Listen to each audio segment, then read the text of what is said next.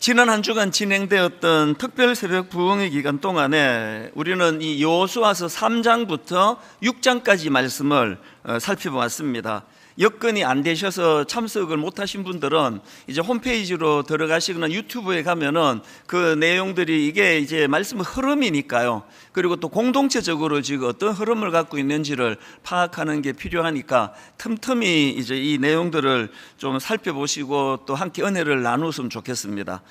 어쨌든 이제 3장부터 6장까지 말씀을 지난 한 주간 살펴봤는데, 이 3장부터 6장까지 말씀을 딱 한마디로 요약하라 그런다면 저는 여호수아서 3장 5절을 꼽겠습니다.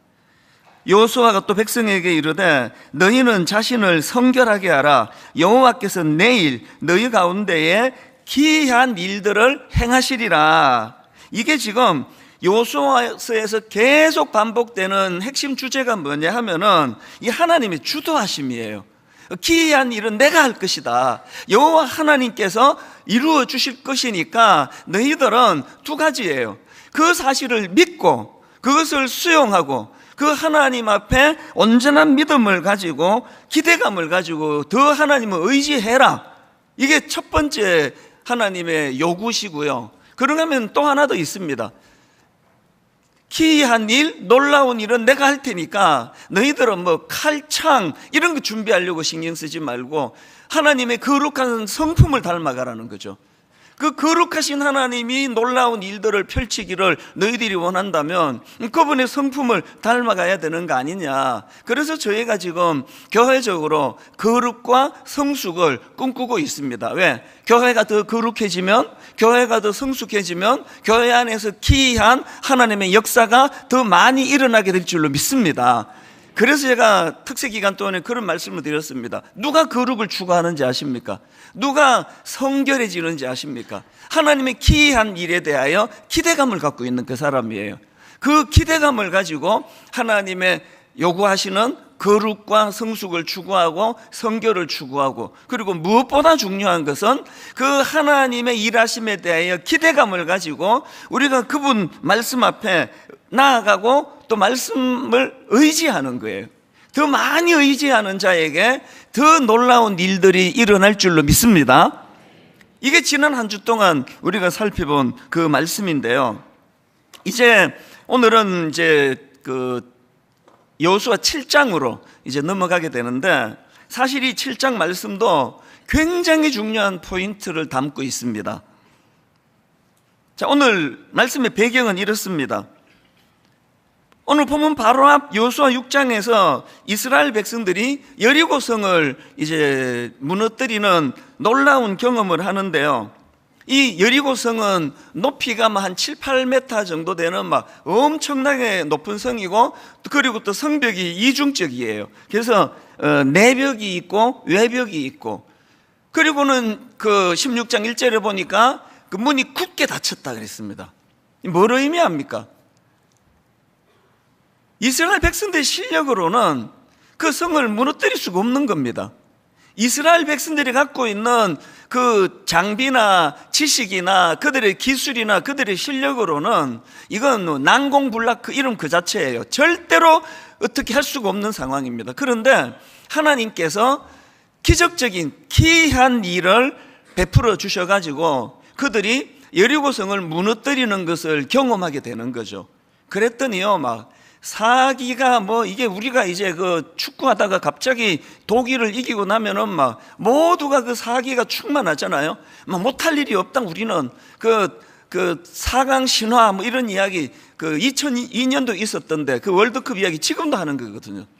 이 이스라엘 백성들의 사기가 막 엄청나게 지금 충만해 있는 상태입니다. 그리고요, 그 여리고성을 무너뜨린 사건을 기록하고 있는 여호수아 6장이 말씀을 어떻게 마무리 짓는지 아십니까? 맨 마지막에 여호수아 6장 마지막에 27절이 이렇게 말씀을 마무리 짓습니다. 여호와께서 여호수아와 함께 하시니, 그 다음 보세요. 여호수아의 소문이 그 땅에 퍼지니라. 이게 뭐 엄청난 일이에요. 이제 뭐 이 백성들의 사기는 말할 것도 없습니다. 그런데 여러분, 사실은요, 이 말씀의 액센트가 그 뒤에 가서는 안 되고요, 이 액센트가 앞에 가야 되는 거거든요. 자, 앞에 액센트를 두고 다시 한번 읽어드릴게요. 여호와께서 여호수아와 함께 하시니, 하나님의 임재가 있었고 하나님의 기이한 일들이 여호수아를 통해서 일어났기 때문에 그런 결과가 나온 거거든요. 근데 오늘 이 여호수아서 7장 살펴볼 이 말씀의 참 비극이 뭐냐 하면은 그 믿음의 지도자 여호수아조차도 이 액센트가 뒤에가 있는 거예요. 인간인 자기들이 한 거. 그래서 액센트가 뒤에가 있다 보니까 여호와께서 여호수아와 함께 하시는 아주 굉장히 이거 흐지부지, 그리고 강조하는 건 여호수아에 대한 소문이 온 땅에 퍼지는 거. 이게 우리도 가질 수 있는 위험이거든요. 분당 우리 교회를 21년 동안 누가 인도해 주셨나? 어떤 기이한 역사를 일으켜 주셨나? 이게 액센트가 가야 되는데 이건 별로 없고, 오늘날 분당 우리 교회가 이렇게 교회가 커졌다, 강대해졌다, 분당 우리 교회 좋은 소문 많이 났다, 그 소문은 말로도 알 수 없다, 여기에만 액센트가 가면은 우리 교회는 머지않아서 이 7장에서 이스라엘 백성들이 겪는 너무나 비극적인 아픔을 겪게 될 것입니다. 그래서 우리는요, 겪고 정신 차리면 늦잖아요. 그 두들겨 맞기 전에. 그래서 옛날에 우리 맨날 그 엄마들도 맞고 말 들을래, 그냥 말 들을래, 그러면 우리는 꼭 맞고 말을 듣는 쪽을 택하잖아요. 결국은 한 방 맞고는 울면서 잘못했다고 그러는 게 이게 인간인데요. 오늘 여기에서 우리가 굉장히 중요한 메시지가 이겁니다. 안 맞고 말 듣는 길이에요. 자, 조금 더 이제 이 내용을 살펴보려고 하는데요. 여호수아 6장에서 이제 그 난공불락 가나안이 아니고 여리고성을 무너뜨리고 난 그들이 그 사기를 모아가지고 이제 7장에서 아이성을 공격합니다. 이 아이성은요, 그 여리고성에 비하면 아이성이에요. 조그마한 성입니다. 그러니까 이제 이 방심하는 거죠. 자, 7장 2절을 보십시오. 여호수아가 여리고에서 사람을 베델 동쪽 벳아웬 곁에 있는 아이로 보내며 그들에게 말하여 이르되 올라가서 그 땅을 정탐하라 하며 그 사람들이 올라가서 아이를 정탐하고, 그리고는 이제 이렇게 보고합니다. 3절. 여호수아에게로 돌아와 그에게 이르되 백성을 다 올라가게 하지 말고 2-3천 명만 올라가서 아이를 치게 하소서. 그들은 소수니 모든 백성을 그리로 보내어 수고롭게 하지 마소서. 여기 지금 벌써 이게 지금 방심하는 게 좀 느껴지잖아요.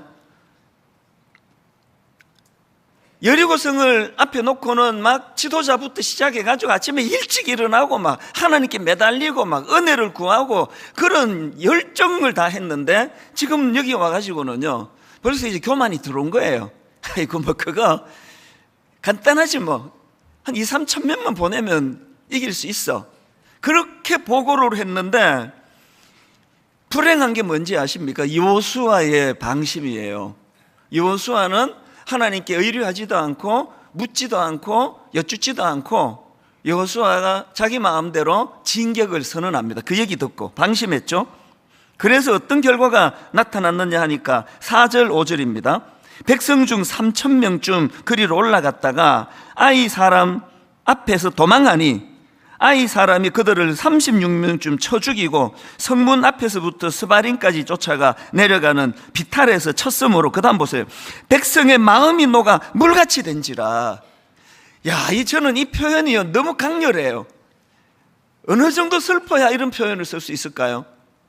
그냥 눈물 한두 방울, 드라마 보다가 눈물 한두 방울 흘리는 걸 보고 이렇게 표현 안 하잖아요. 마음이 녹아 물같이 됐대요. 여러분 이런 거 겪어보신 적이 있으세요?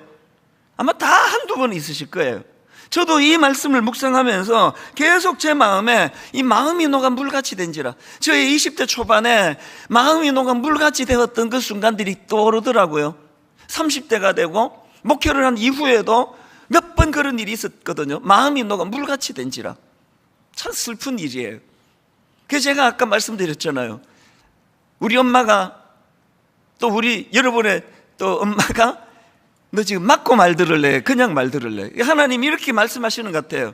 너 마음이 녹아 물같이 된 뒤에 말 들을래? 마음이 녹아 물같이 되기 전에 말 들을래? 우린 여전히 맞고 말 듣는 사람들이에요.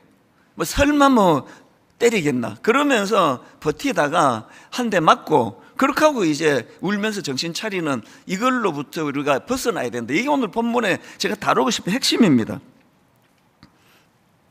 그 어쩌다가 이 이스라엘 백성들이 이렇게 비참한 자리에 그 조그마한 아이성에게도 패배해가지고 그렇게 동족이 죽고 마음이 녹아서 물같이 되는 그런 실패의 아픔을 그들이 겪을 수밖에 없었는가?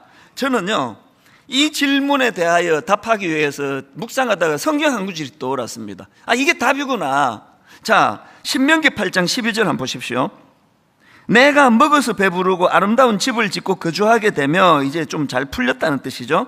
또 너의 소와 양이 번성하며 너의 은금이 정식되며 너의 소유가 다 풍부하게 될 때에, 그때 14절, 너의 마음이 교만하여 너의 하나님 여호와를 잊어버릴까 염려하노라. 이게 마음이 녹아 물같이 된 이유라는 거죠.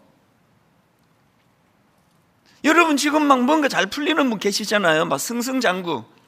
뭐 목회자로서는 저도 인간적으로는 거기에 해당되는 사람인 것 같아요. 많은 사람이 뭐 부러워하고, 또 특세도 보니까 막 이번에 막 한 번 제가 총동원령을 내렸더니 딱 출석이 작년에 2배예요. 너무 신났습니다. 그래서 제가 지난 한 주 내내 마음이 녹아 물같이 되었더라. 이걸 제가 몇 번이나 되뇌었어요. 왜? 지금이 너무 좋은 때인데 방심하면 이게 저에게 이게 굉장히 위험한 때거든요. 여러분 지금 일이 잘 풀리고 자꾸 사람들에게 칭찬을 듣고 하는 일마다 그냥 뭐 와 역시 뭐 나 아니면 누가 이렇게 하겠어, 이렇게 그 농담으로라도 이런 말이 자꾸 나오시는 분은 오늘 말씀을 굉장히 주의해서 들으셔야 됩니다. 왜 그렇습니까? 그렇게 일이 잘 풀릴 때에 너의 마음이 교만하여 너의 하나님 여호와를 잊어버릴까 염려하노라. 왜 염려하십니까? 이게 마음이 녹아 물같이 될 위험이 있기 때문이에요. 그래서 제가 지난주 내내 마음이 녹아 물같이 된지라, 마음이 녹아 물같이 된지라, 이걸 제가 여러 번 제가 되뇌이곤 했었는데요. 사실 그 교만에 대한 경고와 관련해서 제가 저에게 이제 경고하는 그런 그 되뇌이는 말들이 좀 있는데요. 그 중에 하나가 우시야 왕이 죽던 해예요. 이게 벌써 제가 우시 말이 좀 많이 했던 딱 나오잖아요. 이게 길이나 있잖아요. 제가 등산을 가다가 또 길을 걷다가 차를 운전하다가 저에게 독백을 해요. 우시야 왕이 죽던 해. 그리고는 꼭 말을 붙입니다. 사조 이찬수, 너 정신 차려라. 우시야 왕이 죽던 해. 너 까불다 큰일 난다. 운전하고 가면은 뭐 저한테 뭐 뭔 소리라도 뭐 상관없잖아요. 우시야 왕이 죽던 해. 너도 정신 안 차리면 이렇게 돼? 제가 왜 우시야 왕이 죽던 해라는 이 표현을 제가 교만해지지 않도록 저에게 경고하는 메시지로 썼는가 하면은요, 이 우시야 왕이 누군가 하면, 한마디로 말해서 우시야 왕은 처음에 잘 나가다가 마지막에 교만해져서 망한 사람이에요. 우시야 왕. 그 표현이 우시야 왕이 죽던 해입니다. 초기에는요 하나님도 그를 인정할 정도로 반듯한 사람이었습니다. 자, 역대하 26장 4절이요. 우시야가 그의 아버지 아마샤의 모든 행위대로 여호와 보시기에 정직하게 행하며. 아니 뭐 이러면 끝난 거 아닙니까? 하나님이 얘는 참 정직해. 이 우시야가 그런 평가를 받던 사람이에요. 또 정치도 잘했습니다. 역대하 26장 8절을 보십시오. 암몬 사람들이 우시야에게 조공을 바치매 우시야가 매우 강성하여 이름이 애굽 변방까지 퍼졌더라. 세 번역으로 보니까 그의 이름이 저 멀리 이집트 땅에까지 퍼졌대요. 이 대단한 사람 아닙니까? 하나님은 정직하다고 칭찬하시고 백성들은 막 우리 우시야 왕 막 엄청 그렇게 떠받들던 왕이 이게 우시야예요. 이게 뭐 한번 사람으로 태어나가지고 이렇게 그냥 승승장구하고 모든 사람들에게 인정받고 이러면 이게 뭐 얼마나 이게 대단한 성공한 겁니까? 모두가 꿈꾸는 거 아닙니까? 그런데 여러분, 이렇게 성공해 보신 분은 다 아실 거예요. 이렇게 인생의 전성기가 오고 모두가 칭찬하고 그렇게 떠받들고 하면 초대도 안 했는데 쓱 내 마음에 들어와 자리를 둥지로 트는 놈이 하나 있어요. 그게 교만이란 놈이에요. 그래서 쓱 내 자리에 들어와요. 언제 내가 이거 초대한 적도 없는데 그 교만한 거죠. 21년 전에 분당 우리 교회를 개척하고 저는 그때 어른 사역을 안 하고 있기 때문에 굉장히 어려운 시간을 보냈거든요. 제 마음으로. 그래서 너무 긴장하고 두려워하고 그랬는데 한 1년이 지나면서부터 우리는 학교 빌려가지고 쓰고 건물도 없고 주중에는 모일 때도 없는데 신기한 일이 벌어졌어요. 그때 이제 지금도 그렇잖아요. 여기 분당 우리 교회라는 입간판도 없고 아무것도, 주중에는 교회가 흔적도 없어지는데 너무나 신기하게도 한 1년 지나면서 사람들이 막 들이퍼부어지는 거예요. 이게 무슨 일인지 정말 어리둥절했습니다. 그랬더니 이제 그때부터 이제 신학생들도 많이 오고 언론에서 인터뷰도 하러 오고 굉장히 교회가 이제 알려지기 시작했습니다. 그랬더니요, 영이 밝은 사람들이, 또 그중에 또 저를 아끼는 사람들이 여러 명이 저한테 와서 정말 권면을 했어요. 목사님, 교만해지시면 안 됩니다. 목사님, 교만하시면 안 됩니다. 어떤 분이 이렇게 이야기하시더라고요. 목사님, 초심을 지켜야 됩니다. 이분들이 보니까 위태위태했는 것 같아요. 목사님, 초심을 지켜야 됩니다. 그리고 어머니는 좀 더 과격하게 말씀하셨어요. 너 교만하면 죽는다. 아마 우리 어머니가 저 죽인다는 뜻이 아니고요, 교만하면 망한다는 거죠. 그러면서 어떨 때는 그 교만한 걸 기정사실화 해놓고, 어머니는 미국 사시고 난 한국 사시는데 알지도 못하시는데 너 요새 교만하지, 이런 식으로. 이상하잖아요. 그걸 확정을 지어놓고 야단치는 거예요. 가정해서. 이 마치 교만해야만 되는 것처럼.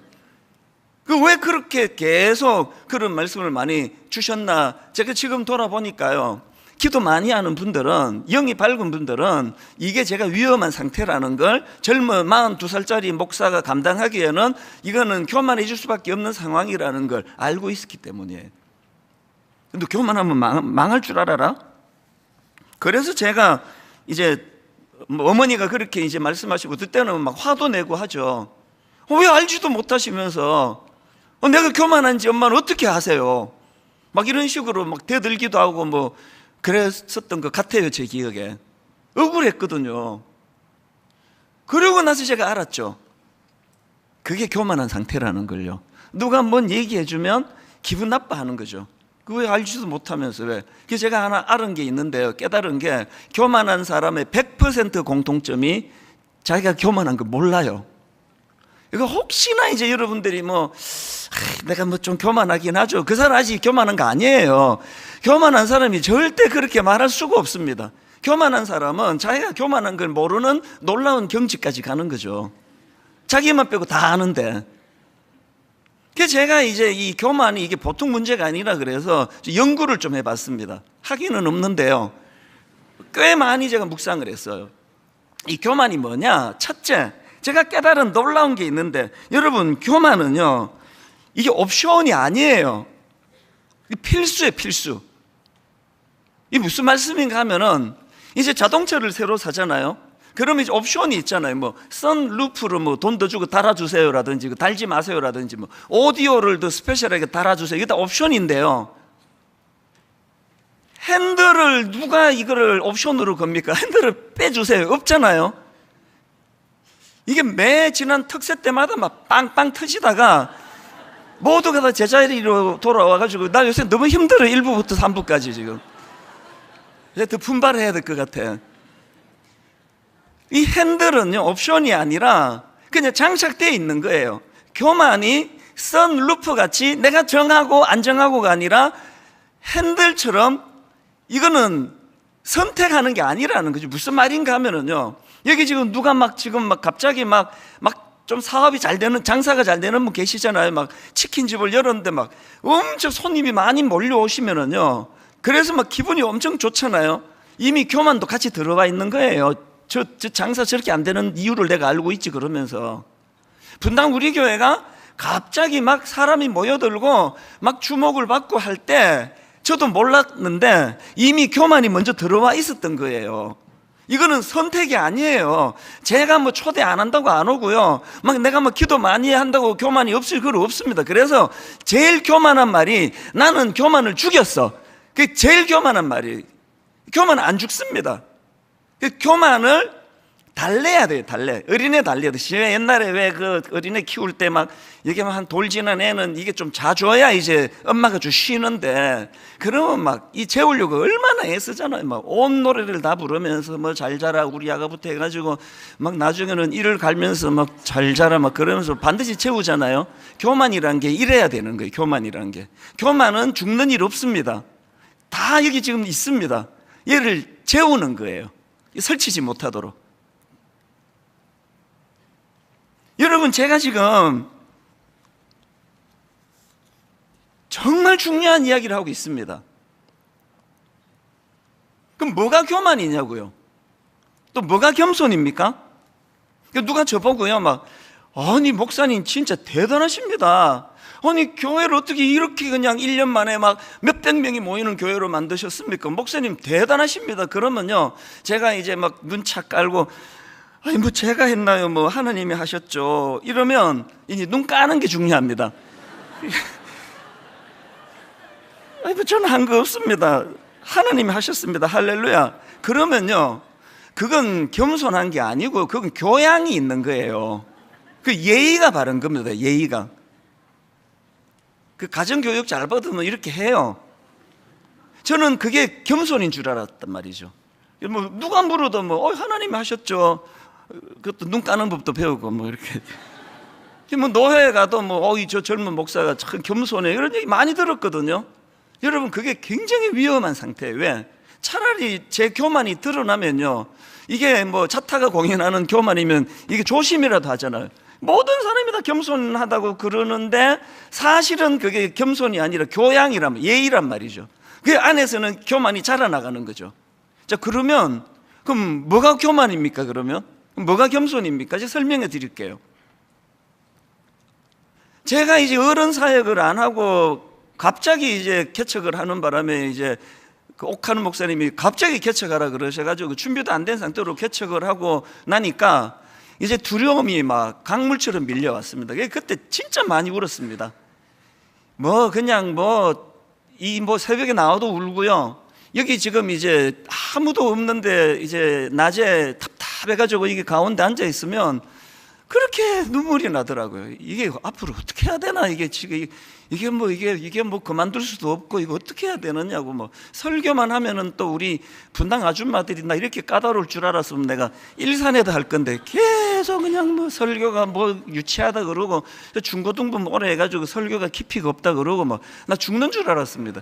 내가 중동부 할 때는 막 우리 중동부 애들이 목사님은 설교가 깊어서 졸려 죽겠다고 막 맨날 그렇게 불평했는데, 그래서 이제 많이 울었어요.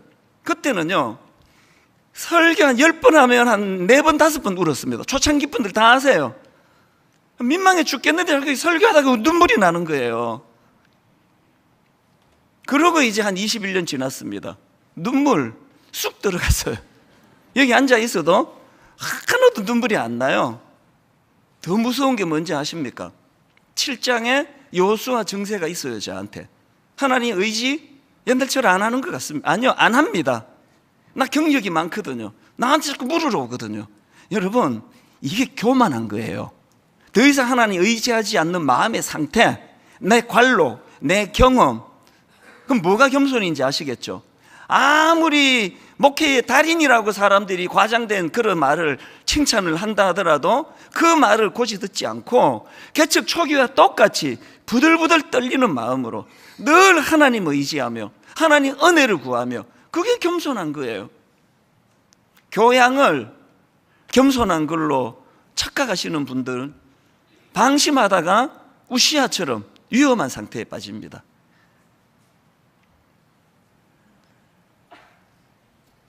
이런 면에서 우리가 이제 이 교만의 문제를 돌아보니까요, 한 가지만 더 살펴볼까요? 교만과 관련해서. 교만은요, 이게 왜 위험한지 아십니까?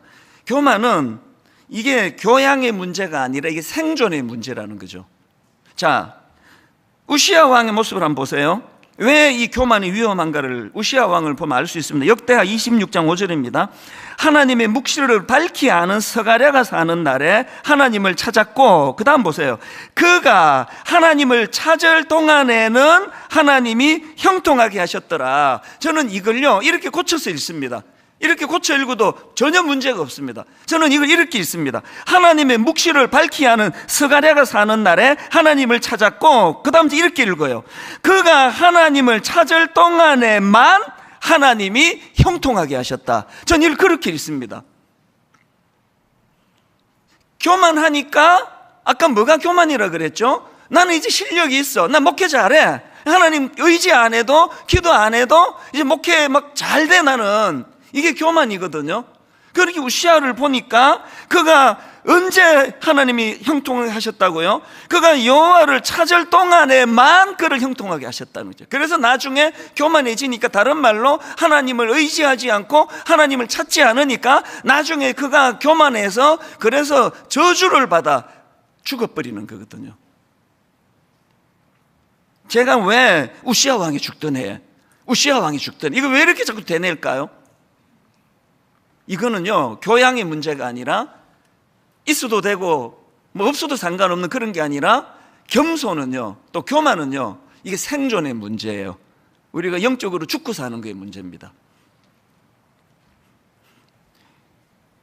그렇게 신실한 요수아가, 그래서 6장에서 모든 일을 하나님을 의지하면서 달려갔던 요수아가, 그래서 여리고성도 무너뜨렸던 요수아와 그 백성들인데, 오늘 본문 7장에서 마음이 녹아 물같이 돼버려요.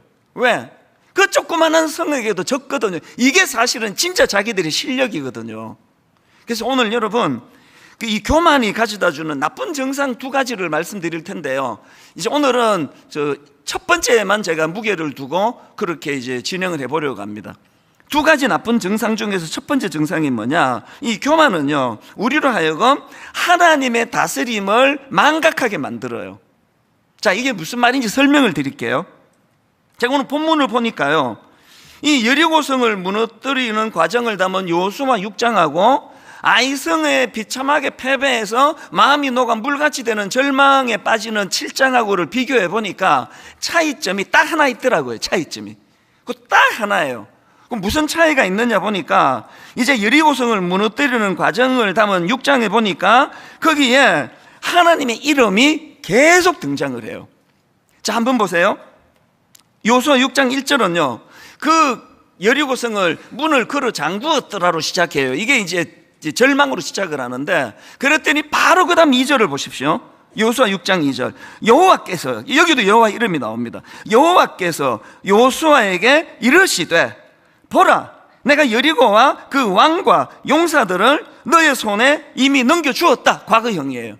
뭘 의미합니까? 니들 실력으로 싸우는 거 아니야, 그 얘기잖아요. 그건 나의 기이한 일을 행하시는 여호와 하나님의 능력으로 하는 일이야. 이것을 이제 선언을 해줘요. 그리고 3절부터 이제 5절까지 해서 이제 하나님이 지침을 주십니다. 뭐 여리고성을 매일 한 번씩 돌아라, 이걸 6해 동안 해라, 제사장들은 나팔을 불면서 가라, 이런 지침을 주세요. 그랬더니요, 이게 5절까지인데요, 여호수아가 바로 그 다음 6절에서 한번 보세요. 6절. 눈의 아들 여호수아가 제사장들을 불러 그들에게 이르되, 너희는 언약궤를 메고 제사장 7번 블라블라블라블라. 이게 뭐죠? 지금 하나님이 말씀하셨어요. 명령을 내리시니까 바로 그것을 시행하는 거죠. 바로 그것을 시행하는 거거든요. 이런 식으로요, 이 여리고성을 공격하는 내내 하나님이 등장하시고 하나님의 이름이 나오시고 하나님이 지침을 주시고 하나님이 그들을 안도시켜 주시고 거기에 반응하고 순종하는 여호수아와 백성들의 모습이 6장 내내 나오는데요, 7장에 가서는 하나님이 등장하지를 않습니다. 눈 씻고 봐도 등장하지 않습니다. 여호수아가 이제 정탐꾼을 보내요. 이제 아이성을 치기 위하여. 그래서 이제 그 간첩 몇 명을 보냈더니 돌아와가지고 굉장히 낙관적인 보고를 합니다. 7장 3절.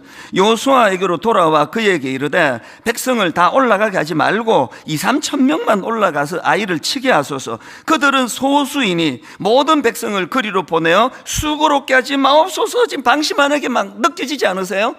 다 갈 필요가 없다는 거죠. 뭐 그런 수고할 필요가 없다는 거죠. 우리가 누굽니까? 여리고성도 무너뜨린 사람들인데요. 그런 수고할 필요 없다고. 그랬더니요, 여호수아가 또 즉각적으로 하나님께 묻지 않고 즉각적으로 4절에 갑니다. 백성 중 3천 명 중 거리로 올라갔다가 아이 사람 앞에서 도망하니. 지금 여러분 3절과 4절에서 여호수아가 6장에서 보여주었던 하나님을 의리하고 하나님을 의지하고 하나님께 여쭙는 게 다 생략됐어요. 교만한 거죠. 교만하면 망하는 거고. 그래서 아이성에서 마음이 녹아 물같이 된 거죠. 이런 패배가 일어난 거죠. 뭐가 교만이라고, 그래서 앞에서 제가 설명을 해드렸습니다. 교만은요, 하나님을 망각하게 해요. 왜? 내 주먹에 실력이 충만하기 때문에. 제가 이 말씀을 준비하면서 많은 찔림을 제가 마음에서 받았습니다. 지금도 찔려요.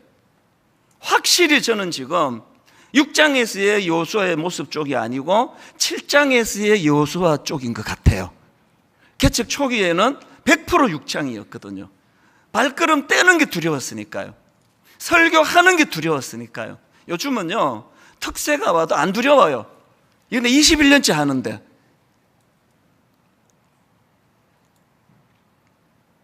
제가 어제 그 토요일 날 특세 마지막 날에 드린 말씀이 있는데요. 여리고성을 무너뜨리는 과정에서 그 명령 하나가 나오는데요. 그게 여호수아 6장 10절입니다. 한번 보십시오. 여호수아가 백성에게 명령하여 이르되 너희는 외치지 말며 너희 음성을 들리게 하지 말며 너희 입에서 아무 말도 내지 마라. 침묵을 명했어요. 이게 여러분, 물론 이제 하나님의 나팔 소리를 듣고 하나님의 뜻을 구하고 하나님에 대하여 깊이 묵상하면서 자꾸 그렇게 그냥 떠들어대지 말라는 그런 의미도 되지만요, 그러나 이게 그런 뜻만이 아니에요. 이게 뭐 침묵은 금이다, 이걸 강조하는 메시지가 아니고요. 그 뒤에까지 한번 다시 보세요. 10절을 다시 한번 보십시오. 여호수아가 백성에게 명령하여 이르되 너희는 외치지 말며 너희 음성을 들리게 하지 말며 너희 입에서 아무 말도 내지 마라. 그 다음이 있습니다. 그 다음, 이 끝이 아니고 그 다음에 그리하다가 내가 너희에게 명령하여 외치라 하는 날에 외칠지니라. 이게 그냥 침묵해라, 입 닫아라, 이 얘기만 아니에요. 물론 초기에 침묵해야 되는데 여기에서 강조하는 핵심은 이겁니다. 말을 하든 입을 다물든 하나님의 통제 아래에서 하라는 거죠. 그 사도행전 2장에 보면은 교회가 태동이 될 때 가장 먼저 나오는, 사도행전 2장에 먼저 나오는 게 성령 충만 아닙니까? 자, 사도행전 2장 1절부터 보십시오. 오순절 날이 이미 이름에 그들이 다 같이 한 곳에 모였더니 호련히 하늘로부터 급하고 강한 바람 같은 소리가 있어 그들이 앉은 온 집에 가득하며 마치 불의 혀처럼 갈라지는 것들이 그들에게 보여 각 사람이 하나씩 임하여 있더니 모든 그 기도하던 사람들에게 성령 충만이 임했습니다. 성령이 너무너무 강력하게 임했더니 성령 충만하자마자 가장 먼저 가장 강력하게 나타나는 증상이 하나 있는데요, 성령 충만한 사람들에게 바로 그 다음 4절을 보세요. 이 인과관계를 보십시오. 그들이 다 성령의 충만함을 받고 그 다음에 성령이 말하게 하심을 따라 다른 언어들로 말하기를 시작하니라. 방언 받았다는 거에만 초점을 두시면 어리석은 거예요. 방언의 가장 강력한 핵심은 성령 충만하면 내 입술이 성령님에 의해 통제를 받는다는 거예요. 다스림을 받는다는 거예요.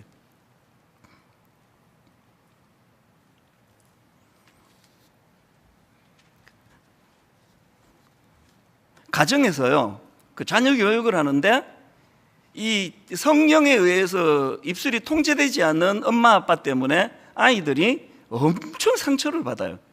그래서 이제 막 혈기가 나면은 막 이제 부부 싸움하고 막 남편은 회사 출근하고 막 이 아내는 막 열받아가지고 씩씩거리고 있는데 이게 지 아버지를 쏙 빼닮으면 큰애가 눈에 띄어요. 그러면 막 이제 막 들이퍼부어요. 이게 지혜비 닮아가지고 막 그러면서 네가 도대체 뭐 씻지도 안 하고 뭐 안 하고 막 다다다다다다다 하고 꼭 끝에 한마디를 붙이세요. 다 네 잘되라고 하는 거 잘되라고 엄마가 이렇게 야단치는 거 알지? 여러분, 그건 거짓말이에요. 그 순간만큼은요, 잘되라고 한 게 아니라 혈기로 했습니다. 우리가요, 부부 싸움할 때 저는 주례받으러 오는 그 예비 신랑 신부에게 종종 그런 이야기예요. 지금부터 싸워라 그래요. 신혼여행 가서 미친 듯이 싸워라 그래요. 신혼 초기는 싸우는 거다 원래. 자기를 알리는 게 이게 싸움이다. 그런데 룰을 가지고 싸우라 그래요. 여러분, 부부 싸움은 자기를 알리는 신호예요. 여보, 그렇게 하니까 내 마음이 안 좋아. 이걸 알리는 거거든요. 근데 왜 부부 싸움하면서 그렇게 서로를 다치게 만드느냐? 룰 없이 싸우기 때문에 그래요. 여러분, 부부 싸움을 원하시면은요, 성령 충만을 구하세요. 성령이 통제하시는 말씀을 가지고. 여러분 표정이 그래갖고 무슨 싸움이 되느냐고 그러는데, 글쎄요, 되던데요.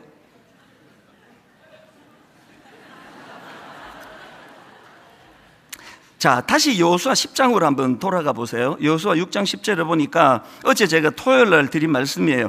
여호수아가 백성에게 명령하여 이르되 너희는 지치지 말고 너희 음성을 들리게 하지 말면 너희 입에서 아무 말도 내지 마라. 여러분, 저는요, 이 말을 악용할 생각이 추호도 없습니다. 교회에서는 입 닫으라고, 비판하지 말라고, 감히 담임 목사한테 비판하는 말 하지 말라고, 하나님 싫어하신다고, 그렇게 저는 권하고 싶지 않아요. 왜? 그 옳은 얘기가 아니니까요. 비판해 주세요. 인간이에요. 교회는 인간들의 모임이에요. 비판받아야 될 게 많습니다. 어떤 담임 목사가 비판받을 게 하나도 없다면 그 자체가 이단이에요. 그게 옳습니까? 비판하시라고요. 괜찮습니다. 단 성령님의 통제 아래에서 하시라는 거죠. 이게 성령의 통제 아래에서 비판하면요, 직격탄을 날려도 상처가 안 되고요, 굉장히 부드럽게 말했는데도 제멋대로 말한 건 상처가 돼요. 성령의 다스림. 이번 여름에 하나님이 계속 저에게 부담을 주세요. 여러 번 말씀드리고 또 드리고 또 드릴 거예요. 분당 우리 교회 좀 심하게 말씀드리면 이래갖고 안 된다는 거죠. 좀 심하게 말씀드리면 분당 우리 교회가 이래갖고 안 된다는 거죠. 영적인 교회가 돼야 된다는 거죠. 영적인 언어를 사용해야 된다는 거죠. 영적인 언어가 뭐 막 방언으로 하는 것만입니까? 영적인 언어는요, 성령 충만할 때 하나님에 의해 다스림을 받는, 통제를 받는 입술이 영적인 언어예요. 지금 여호수아가 6장에서 여리고성을 무너뜨릴 때 말하지 마라, 그리고 또 말해라, 그 지시하는 그 모든 것들이 하나님의 뜻이라는 거죠. 두 번째는 제목만 말씀드리고 이제 다음 주일날 연결하겠는데요, 두 번째로 이 교만이 주는 나쁜 증상이 하나 더 있는데 탐욕으로 인한 불순종입니다. 여호수아 7장 1절만 읽고 마칠게요. 이스라엘 자손들이 온전히 바친 물건으로 말미암아 범죄하였으니 이는 유다 지파 세라의 정손 삽디의 손자 갈미의 아들 아간이 온전히 바친 물건을 가졌습니다. 여러분, 이 포인트는 제가 다음 주 다시 드릴게요. 이게 단순히 뭐 물건을 갈취했다 이런 뜻만이 아니고요, 굉장히 중요한 메시지가 담겨져 있습니다. 정리할게요. 교만은요, 여러분, 교만은 우리로 하여금 하나님을 사모하는 마음, 하나님의 인도하심을 받는 마음을 죽여버려요. 그래서 하나님이라는 그분의 인도하심을 잘 받지를 못해요. 교만하면. 그리고 그런 사람은 자꾸 그 안에 있는 탐욕이 올라와요. 탐욕이 제어가 안 되는 거죠. 통제가 안 되는 거죠. 그래서 추한 인간이 되는 겁니다. 제가 종종 말씀드리잖아요. 저는 저의 그 삶의 이후가 추해지지 않기를 원하는데, 추해지지 않으려면 탐욕, 탐심을 다스려야 되고, 탐심을 다스리려면 성령 충만해야 됩니다. 오늘 이 말씀을 지난 한 주간을 쭉 정리하시면서, 그리고 또 이 굉장히 중요한 포인트를 오늘 다루었는데, 여러분들이 한 주간에 이 말씀을 묵상하시면서 하나님에 의해서 다스림을 받는, 그래서 겸손한 한 주간의 삶이 되시기를 주님 이름으로 축복합니다. 우리 특세 때 참 자주 불렀던 찬양입니다. 하나님의 부르심에는 후회하심이 없네. 오늘도 우리가 이 하나님을 의지하면서 가사를 생각하시면서 날 부르신 뜻 내 생각보다 크고 날 향한 계획 나의 지혜로 청량 못하나. 이게 겸손한 사람이에요. 이 찬양 같이 불러드리겠습니다. 하나님의 부르심에는 후회하심이 없네. 하나님의 부르심에는 후회하심이 없네. 내가 이 자리에 선 것도 주의 부르심이라. 하나님의 부르심에는 결코 실수가 없네.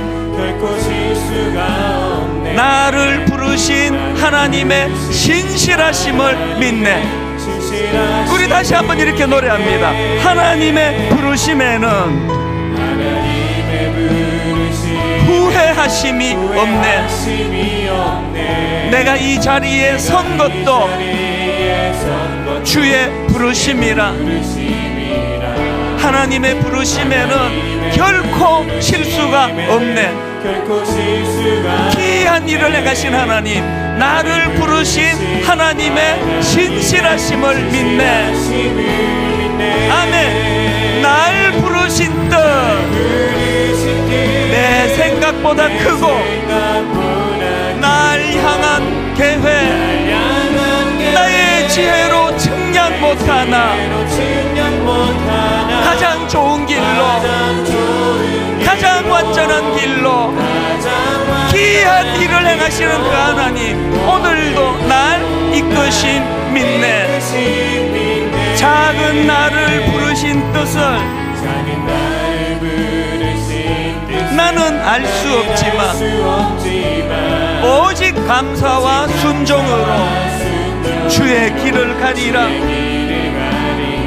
때론 내가 연약해져도 주님 날 도우시니, 여러분 이게 겸손이에요. 주의 놀라운 그 계획을 나는 믿으며 살리. 아멘. 날 부르신 뜻 내 생각보다 크고 날 향한 계획 나의 지혜로 측량 못하나 가장 좋은 길로, 가장 완전한 길로 오늘도 날 이끄신 믿네. 여러분 겸손히 그 하나님의 기이하심을 사모합니다. 날 부르신 뜻 내 생각보다 크고 날 향한 계획 나의 지혜로 측량 못하나 가장 좋은 길로, 가장 완전한 길로 오늘도 날 이끄신 믿네. 나의 길 오직 그가 아시나니.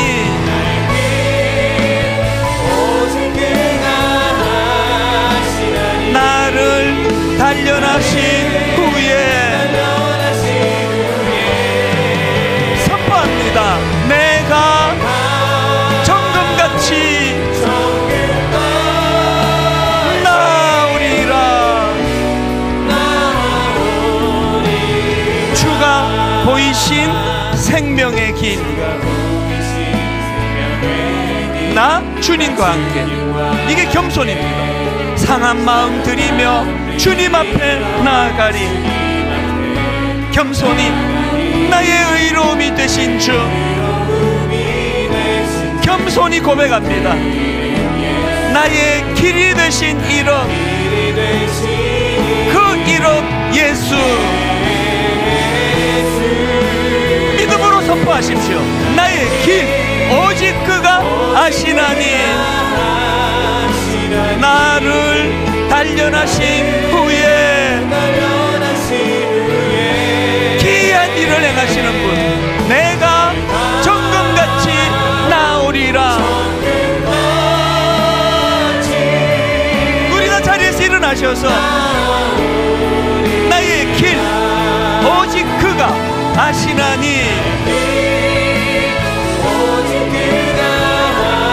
비록 연약하고 부족하지만 나를 단련하신 후에 귀한 일을 행하신 하나님, 내가 정금같이 나오리라.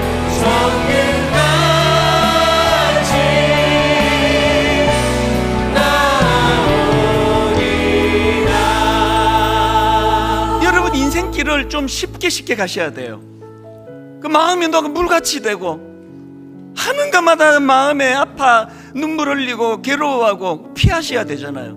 여호수아서 7장에 여호수아와 이스라엘 백성이 같은 그 길이 아니라 여호수아 6장에서 자기 연약함을 인식하고 한 걸음 한 걸음 하나님께 여쭙고 의뢰하고, 그분이 늘 나를 인도해 주셔서 네가 참 부족한 게 많지만 걱정하지 마라, 여리고 그거 내가 무너뜨린다, 너 했을 거 없다, 기이한 일 내가 한다, 너는 거룩과 하나님 앞에서의 성숙을 꿈꾸어라.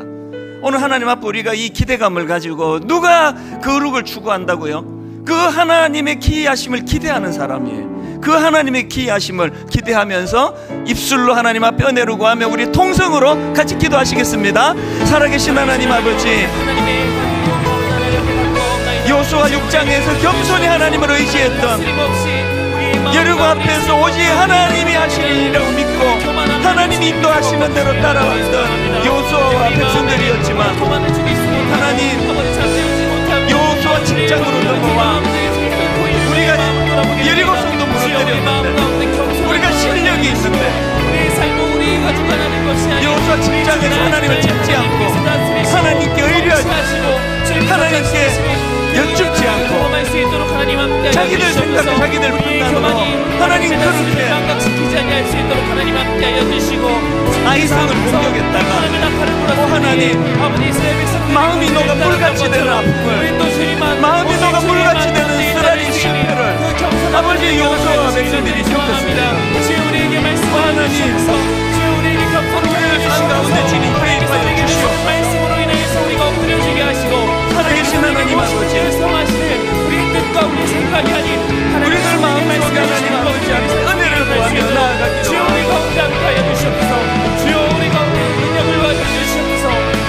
살아계신 하나님 아버지, 우시아 왕이 죽었도록 우시아 왕이 죽었네, 우시아 왕이 죽었네. 하나님 앞에 교만하지 않기를 원합니다. 어떤 아버지 일이 잘 되고 어떤 사람들의 칭찬이 있다 할지라도, 하나님 하나님 없이는 살 수 없는 인생을 고백하게 하여 주시옵소서. 우시아 왕이 죽었네. 마음이 녹아 물같이 되었고